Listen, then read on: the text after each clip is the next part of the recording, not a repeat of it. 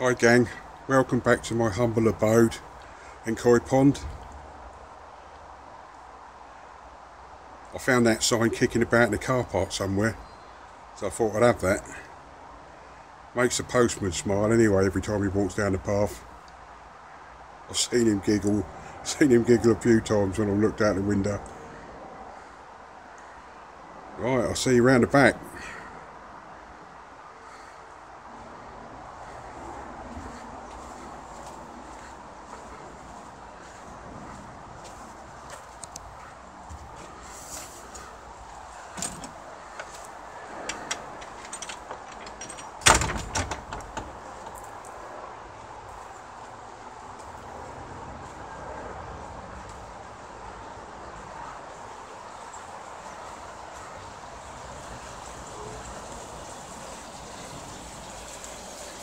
Haven't posted a video in a while, so I thought it's about time I put one up.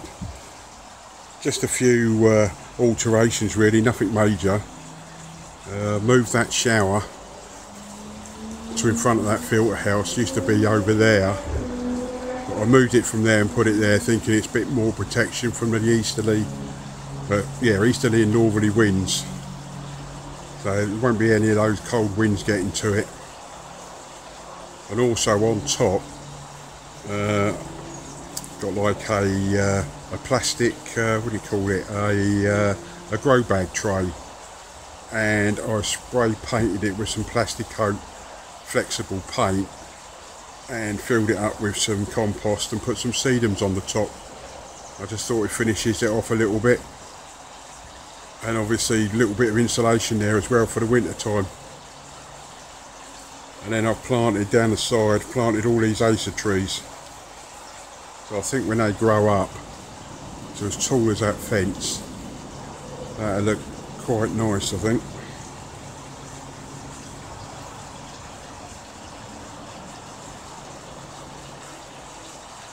Also planted these are like plastic planting pouches, and I filled them up with like, can't remember if they're French marigolds or African. I think they're French marigolds. Just thought it'd give it, makes it look a bit more oriental. And I'll tell you what I've been feeding them with. I've been feeding them with the wastewater out of the upflow filter. That's brilliant fertiliser, that stuff.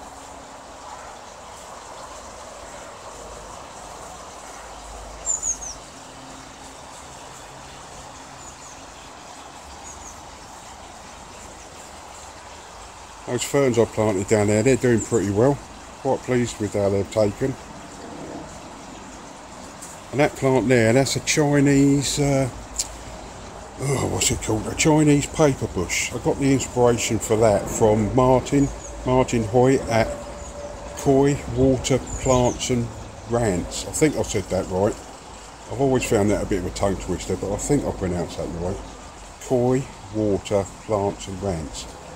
Anyway, he's got one in his garden, and sort of February, March, early March, it's got these flowers on it that's really fragrant. So when nothing else in the garden's in flower, this flowers, and it's supposed to be really, really fragrant. So I thought, yeah, at the end of winter, you're coming out of a long hard winter, I can sit here in my swing seat, and just take in the fragrance. So that's the inspiration behind that plant there. Although having said that, Martin, that is being eaten. I'm not sure what, because I've been out here at night with a torch, and you know what, I've never found anything. And I've got all these bamboo sort of casings, leaf casings down there, so I'd be surprised if it's slugs or snails, maybe caterpillars, but I can't find anything that's eating it. But something is, obviously.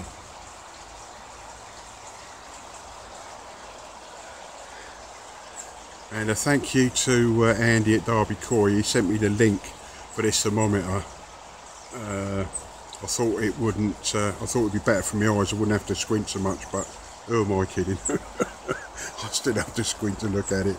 But at least it's big. I don't have to squint so much.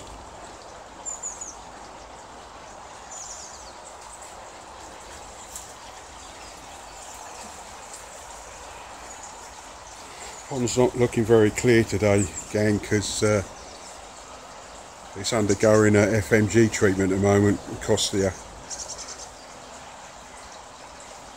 I've got to put another, as soon as I finish filming this, I shall put another dose in, and I'm sure it's stemming from fluke treatments.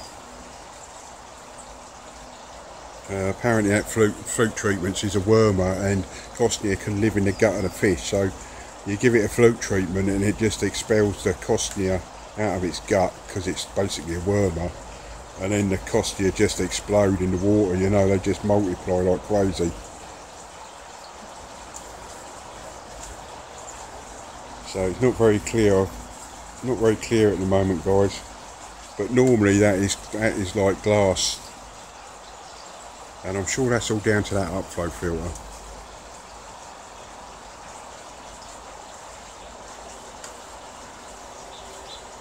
I did plant some ferns in that shower. On the top tier, on the left hand side, is a fern I found growing out the paving.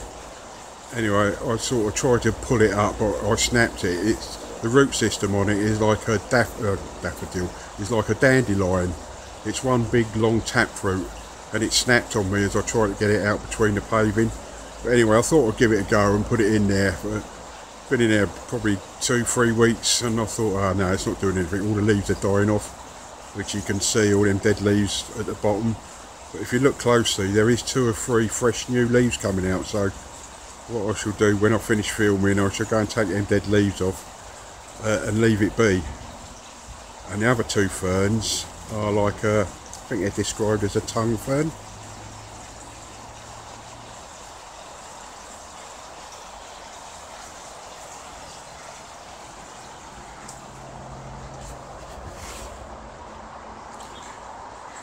And there's a grapevine there. I think I found that. I think we was shopping. We was out shopping in one of the supermarkets. Can't remember which one it was, but anyway, it's a grapevine. I had no intention of buying one, but because it was there and it was cheap, I thought, you know what, I'll give it a go. So the idea of that is to plant it against one of those posts and have it grow up, and underneath that trellis or underneath that pergola, I'll train it all along each one of them like cross beams, again thinking that might create a sort of mini microclimate, but we give it a go.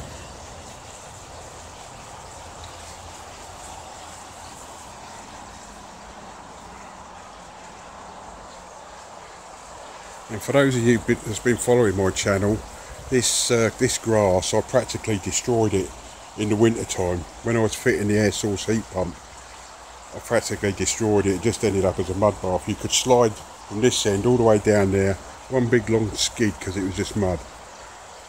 But what I've been doing, once a week, I've been throwing the wastewater on there from the upflow filter.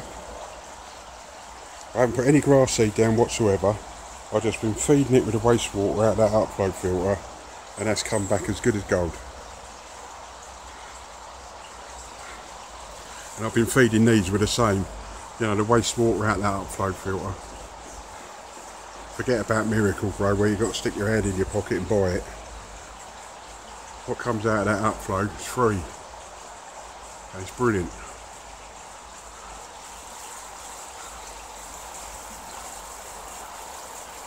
You put it in hanging baskets as well, and even on the bonsai.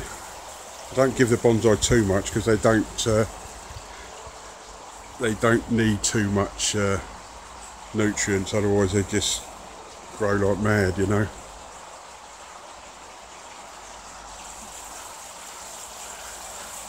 And in between, not sure if you can make it out, in between those 2 acer trees there, I've planted a jasmine, a climbing jasmine, which will eventually, hopefully, wind its way all through that trellis. And again, you know, early spring, jasmine being very fragrant, you know, that should lift your spirits coming out of winter.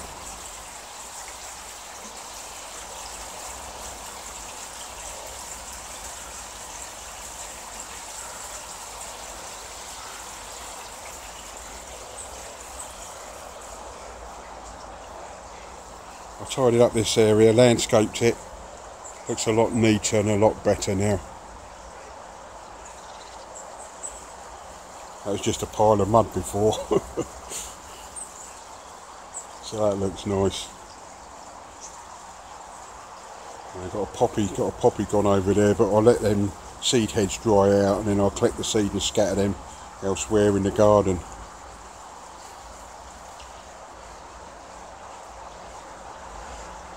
Air source heat pump, brilliant bit of kit. Hasn't missed a beat.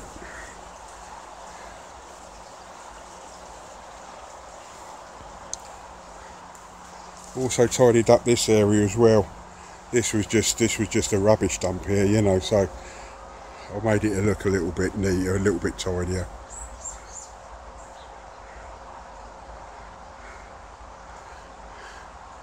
I cut back all that clematis there.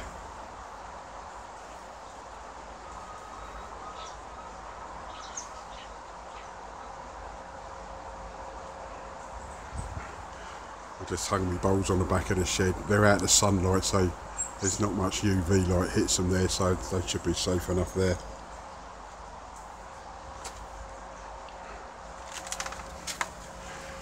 Alright, in the filter house. Not a lot happening in here, guys.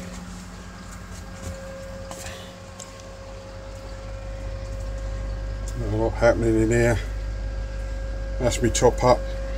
Like a small, what do you call it, ball cock valve.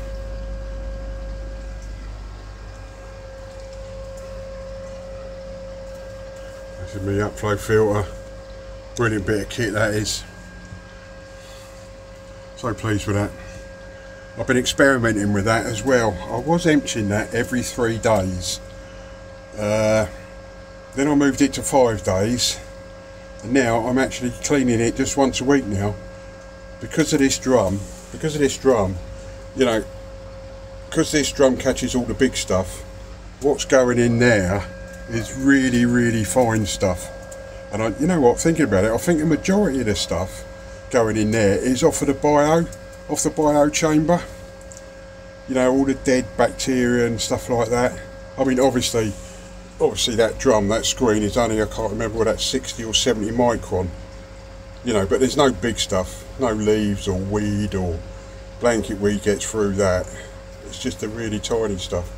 And as a consequence, I've been experimenting with this, and I've got this down to I clean this once every 7 days now. And the reason I think I can get away with that is because, you know, I've been watching that gauge on that pump, and my logic tells me if that was although I've got a bypass on it as well, some of the water, not everything's going through there. Not everything's going through the upflow filter. I've got about don't know, work this out, you know. I think I've got about between 8 and 10,000 litres going through that an hour. And I've probably got 2,000 to 3,000 litres an hour bypassing it, going into the underwater returns in the pond. But anyway, because this is catching so much fine stuff, you know, I've found that I haven't had to clean it as much, you know, but I've got it down now to once a week, and I've been watching the gauge. My logic tells me that if that was getting blocked up, that upflow filter, then the wattage on that pump would go up. That's what my logic tells me anyway. I might be wrong there, but, you know, just me thinking out loud. But anyway, as a consequence, I'm only emptying that now, or cleaning that, once every 7 days. And like I say, the stuff that comes out of there is so fine that it's just an ideal fertiliser for your hanging baskets or your garden. You know, that's brought that grass back to life. With no grass seed, just been feeding it once a week with what's come out of here. I mean, eventually I will, just for something to do and something to play about, similar to Cat and I will automate that. Maybe the same as Terry's, or maybe I might go the Alexa route. I haven't made up my mind yet. But at the moment, I'm just collecting it manually in a bucket because I think it's such good fertiliser that I'm utilising, you know. I think that's it really, nothing else. Ah, yes, there is. Yeah, this big blue. I decided to buy this because I had a Viair 3-stage system, and to be honest with you, it was, you know, I was putting cartridges in it. I don't know, once every 6 months, maybe something like that. Well, I thought I'd go the big blue route. I mean, it looks a bit untidy where it's stuck there, but what I shall do, I shall alter the pipework down there so the big vessel, the big blue vessel there, will sit nice and neat down there. And apparently you can buy like a bracket for this pre-filter cartridge. You can buy a separate bracket, so what I think I'll do is I'll disconnect it from there, put a bracket on there and suspend it from there, I think, which gives me a bit more room in here.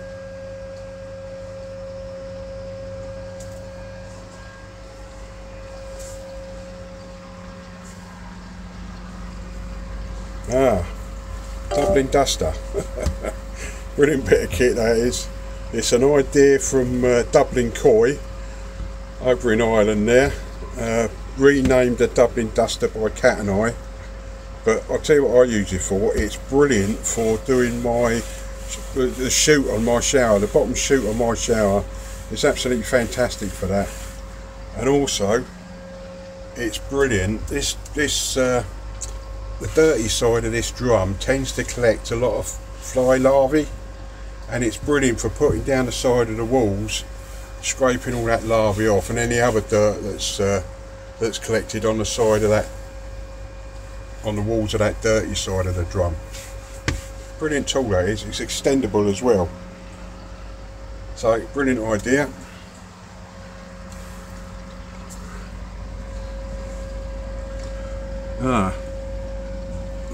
This thing here is going to cost me a lot of money. I've seen these before on other people's channels, but never really took much notice of it until I saw it on Jeff's at Just for Koi. Oh, she's just gone off.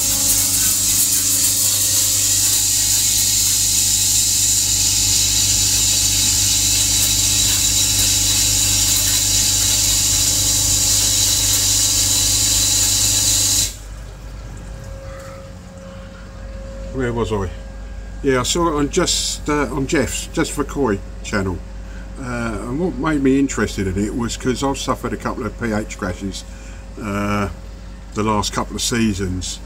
You know, I never ever used to check KH and pH because it was always constant, never had a problem. But the last couple of seasons, you know, I have, which I think is something to do with the tap water. But anyway. I thought it's a good idea because that 7.7 there, my pH reading, every time I come in this shed, you know, I've got a visual representation of what the pH is, where before I was getting really OCD about the pH, and I was testing pH and KH, you know, as much as 2 or 3 times a day. It was getting ridiculous. So that's why I purchased that. But as a consequence of purchasing this, I'm now getting obsessive about that top reading, that TDS reading. And I've been doing a lot of reading on and research on YouTube and, you know, Google about the Japanese mud ponds. You know, and apparently they're so dead. You know, people say how miraculous these koi ponds are in Japan because of all the mud and everything else. Well, apparently it's a fallacy, you know, because all they're good for is growing rice paddies because they're so devoid of anything. It's practically dead water. But the secret of it is they're so soft. You know, their pH is like 6.8, 6.9 with a TDS as low as 40. You know, and that's what's giving them the growth. You know, that's why they're putting their prize fish in there every summer, because it is so soft water, and that's what's promoting the growth and the colours on the koi. Whereas when they bring them into their concrete ponds, you know, in the winter time, basically the only reason they're bringing them indoors, putting them in concrete ponds, is to keep them alive, you know, because of the temperature drops so much in Japan, you know. But basically while they're in them concrete ponds, you know, by their own admission, all they're doing is just keeping them alive because their TDS and their pH shoots right up, you know, and they don't get any growth on them, you know. Hence why they want to get them in their mud ponds as soon as possible in the spring and summer. But you know, because of that TDS reading there, I'll just show you that. I'm not sure if this will come out, but my tap pH is between 6.8 and 7.4, and the tap TDS is 330. So even with the best wood in the world, you know, if I up my trickle in, trickle out, I'd practically have to have that tap running full bore in to my pond and it coming out just as fast the other end. And then at the end of the day, I'm still not going to get any better than 330. And if you look at the alkalinity out the tap, 8.12, which is very, very high. But then again, if you look at the bottom, you know, the general hardness 20.72. I mean, that is really hard water, you know. So anyway, I've bit the bullet and I'm going to, well, I've ordered a recyclable RO unit off Andy Finch at Finch Filtrations. He fitted the system on the Rasta Koi pond. The idea being Rasta Koi was going through so much water, you know, his water bills were horrendous. Hence the reason why he done it, you know, because obviously because it's recyclable, you're recycling the pond water itself. Alright, it still uses tap water, but nowhere near as a conventional RO system. And also the wastage you get out of a conventional RO system is shocking, you know. So that's why, you know, basically, because I'm getting OCD now on that reading there, 460, I bit the bullet and ordered a system off of Andy. It's not going to be anywhere near as big as the Rasta Koi system, because my pond's only half the size. You know, it's only a 3,000 gallon pond as opposed to Rasta Koi's chips, which I think is 6,000 or 6,600, something like that. But anyway, I bit the bullet and gone for it, and my objective is to get that pH down to about 7.2 and get that TDS lower than 100, and then I'll be happy. You know, because I keep over the years I keep throwing money at this pond, which is not a problem. You know, it's my hobby. I enjoy doing it, but I keep throwing money at it, and sometimes, you know, I can put a fish in there and it grows really well, which is obviously down to genetics. But then I can put other fish in there and they stay exactly the same size as when they went in there, and it's all down to this water hardness, pH values and water hardness. And I'm thinking the amount of money I've spent on this pond so far over the years, I might as well have try and have the best fish that I can afford, if you know what I mean. Not talking about spending thousands and thousands or even hundreds and hundreds, but, you know, put some fish in there that you can expect a reasonable amount of growth and keep their colours, you know, develop slower. See, that's the other trick as well. Soft water, the koi develop really, really slowly. So over a period of 5-6 years, you know, the fish is still, the colours on the fish, and the sumi and the benny on the fish is still developing, you know, whereas you put a fish in really hard water, it finishes so quick that in 3 or 4 years the fish is like finished, you know. But that's my thoughts anyway. Whether I'm right or wrong, I don't know, but I thought I'd give it a go. It's expensive, but we give it a go. Well, I think that's it, guys. Just the plaques. I won the plaques I won in a prize from Martin at Devon Koi Pond. So thanks for that, Martin. Appreciate that. I think that's it, guys. Thanks very much for watching, and I'll catch you next time. Thank you. Bye.